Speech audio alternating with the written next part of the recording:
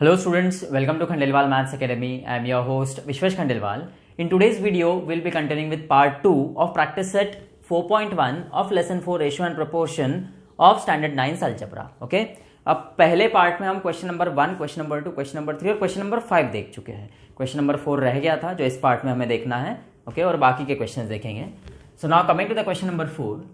3 persons can build a small house in 8 days. Okay? 3 persons can build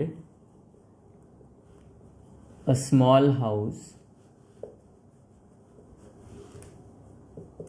in 8 days. To build the same house in 6 days, how many persons are required? तो हम वो x consider करेंगे. Let x persons are required to build the same house in 6 days. Okay, now here as the number of persons increases, the days required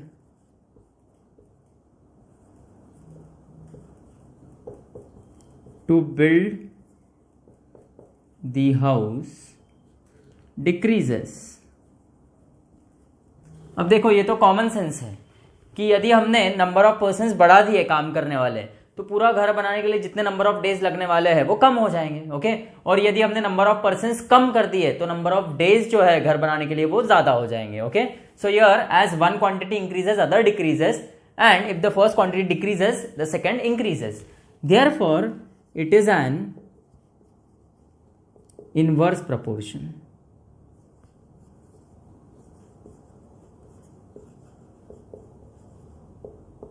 Okay, therefore the product of, अब ये inverse proportion में क्या होता है, the product of the number of persons and number of days required is constant. ये मैं theoretical part में आपको समझा चुका हूं 1-2 वीडियोस पहले. ओके इसका मतलब क्या होगा, देयरफॉर प्रोडक्ट किसका, number of persons and number of days का. मतलब 3 जब लोग थे 3 पर्सन्स थे तो नंबर ऑफ डेज कितने थे 8. मतलब 3 into 8 this product will be equal to ये x persons into 6 days. Okay product of number of persons and number of days is constant. मतलब 3 into 8 is equal to 6 into x. Okay अब 3 8 का क्या होगा 24. x multiplication 6 multiplication में right side में left में आएगा तो डिवाइड होगा. इसका मतलब x is equal to 4. So final answer आपका रहेगा 4 persons are required to build the same house in 6 days. Okay अब देखो ऐसा कोई एग्जाम्पल आता है ना तो सबसे पहले आपको बताना पड़ेगा कि वो इनवर्स प्रोपोर्शन में जाएगा या डायरेक्ट प्रोपोर्शन में जाएगा. और ये तो साफ साफ बात है, ये कॉमन सेंस से देखते से समझ में आता है कि यदि नंबर ऑफ पर्सन्स बढ़ते हैं तो नंबर ऑफ डेज कम हो जाएंगे और यदि नंबर ऑफ पर्सन्स घटते हैं तो नंबर ऑफ डेज रिक्वायर्ड जो है वो ज्यादा हो जाएंगे. So it is an inverse proportion. Okay ये पॉइंट बहुत इंपॉर्टेंट है. इनवर्स प्रोपोर्शन में क्या होता है, product of number of persons और number of days required is constant. यदि यही डायरेक्ट प्रोपोर्शन होता तो हम लिखते थे the ratio of number of persons and number of days required is constant. तो इनवर्स में प्रोडक्ट कांस्टेंट आता है और डायरेक्ट में रेशियो कांस्टेंट आता है. ये ध्यान में रखना आप. मतलब यदि ये डायरेक्ट होता तो हम लिखते थे 3/8 इज इक्वल टू x/6. बराबर है, पर ये इनवर्स है तो हमने फिर प्रोडक्ट लिया 3 into 8 is equal to x/6. Okay 6 sum देखो. The ratio of present ages of Abha and her mother is 2:5. Okay. At the time of Abha's birth, her mother's age was 27 years. मतलब जब आभा का जन्म हुआ तब आभा की mummy की as 27 years थी. तो अब ये जो एज डिफरेंस है दोनों का वो 27 ईयर्स का हो गया. ओके तो अब ये एज डिफरेंस कॉमन रहेगा, मतलब आभा जब 5 साल की होगी तो उसकी मम्मी की एज होगी 32 ईयर्स। ओके, अब ये एज डिफरेंस है 27 ईयर्स का, ये हमेशा कांस्टेंट रहेगा। Find the present ages of Abha and her mother. अब देखो हमें प्रेजेंट एजेस तो नहीं दिए डायरेक्टली, पर हाँ प्रेजेंट एजेस का रेशो दिया है। The ratio of present ages of Abha and her mother is 2:5। Okay, present age तो दी नहीं है, उसका रेशो दिया है। तो जब भी रेशो दिया रहा ओके और हमें ओरिजिनल वैल्यू चाहिए रही तो हम क्या करते हैं, एक कॉमन मल्टीपल से मल्टीप्लाई कर देते हैं दोनों को। Let x be their common multiple. So therefore their present ages are, अब प्रेजेंट एज मिल जाएगी हमें direct,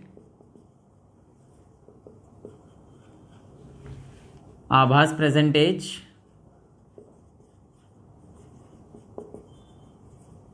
is 2x years, okay, and mother's present age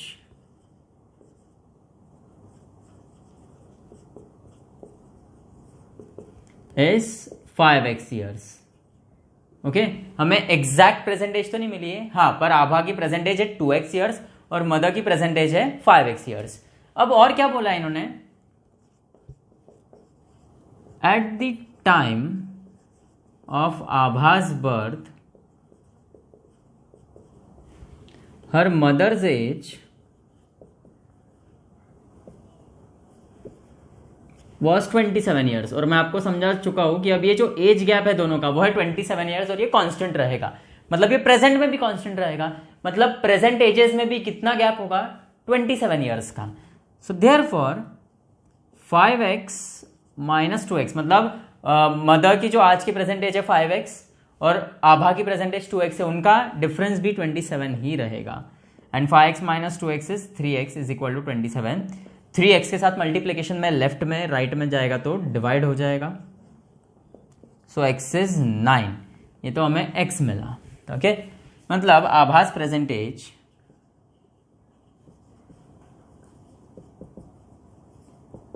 is equal to 2x यानी 2 into 9 which is 18 years and mother's present age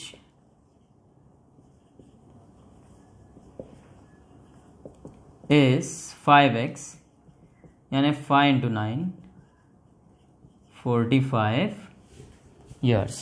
okay, question 7 देखो, the present ages of Vatsala and Sara are 14 years and 10 years respectively. मतलब वत्सला का present as 14 years है और सारा का present as 10 years है। After how many years will the ratio of their edges will be 5:4। सो अब देखो, सबसे पहले हम उनके प्रेजेंट एजेस लिख लेंगे।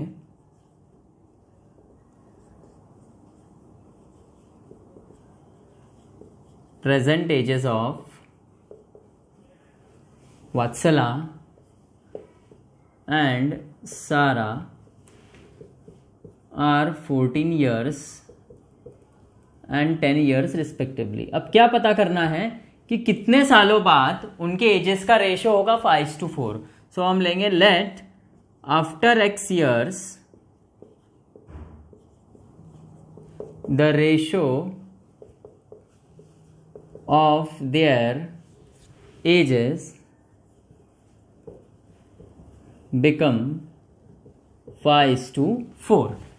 x सालों बाद उनके जो एजेस का रेशियो है वो 5:4 होगा ऐसा। अब प्रेजेंट एज क्या है, वत्सला की 14 years है और सारा की 10 years है। So then after x years,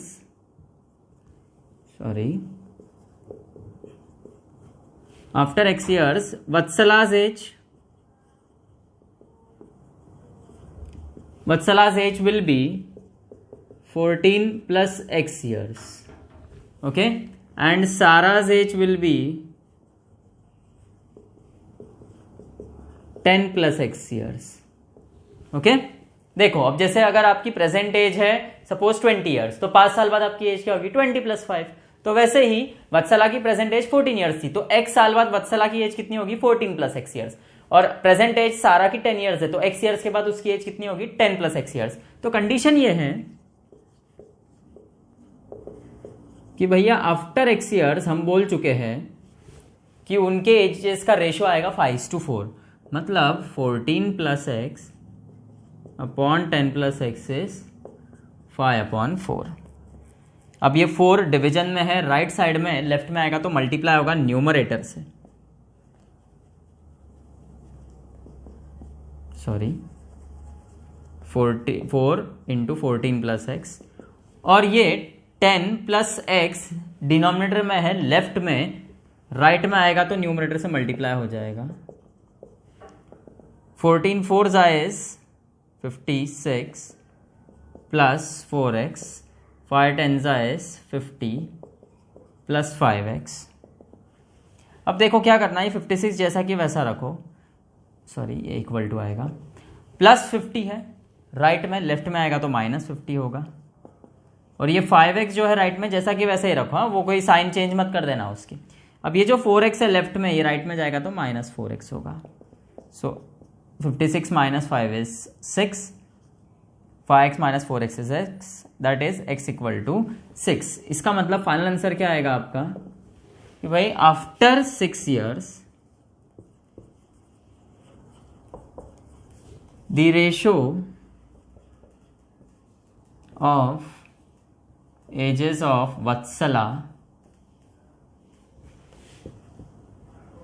and Sarah is 5:4. Okay. Question 8 देखो, the ratio of present ages of Rehana and her mother is 2:7. After 2 years, the ratio of their ages will be 1:3. Find the present age of Rehana. अब देखो रेहाना और उसकी mummy के present as का ratio दिया है हमें, प्रेजेंट एजेस नहीं दी है। Okay, the ratio of present ages of Rehana and her mother is 2:7। Exact present age नहीं दी है, प्रेजेंट एजेस का रेशियो दिया है, तो हम लेंगे let x be their common multiple.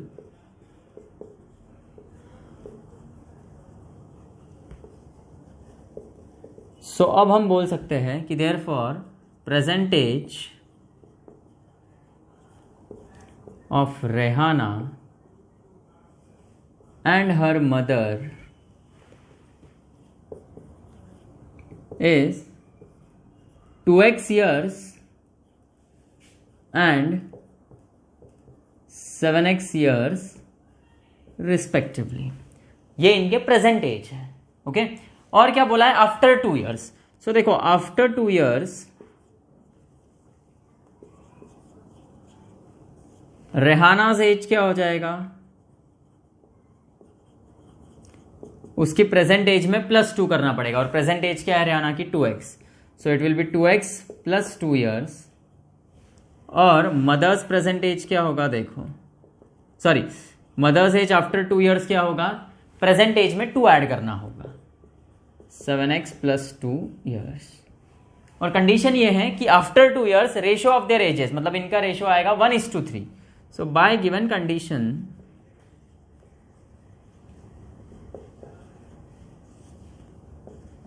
2x plus 2 upon 7x plus 2 is 1/3। अब ये जो 3 है ये डिनोमिनेटर में है, राइट साइड में, लेफ्ट में जाएगा तो न्यूमरेटर से मल्टीप्लाई होगा। So 3 into 2x plus 2 is equal to ये 7x प्लस 2 डिनोमिनेटर में, लेफ्ट में, ये राइट में जाएगा तो न्यूमरेटर से मल्टीप्लाई होगा। So this is 3 2 6x plus 3 2 6 is equal to 1 into anything is the same thing। अब ये 6 जैसा कि वैसा रखो, +2 है राइट में, लेफ्ट में आएगा तो -2। ये 7x जैसा कि वैसा, प्लस 6x था लेफ्ट में, राइट में आएगा तो -6x होगा। इसका मतलब x इज इक्वल टू 4। और हमें क्या फाइंड करना है, Rehana's present age, and Rehana's present age is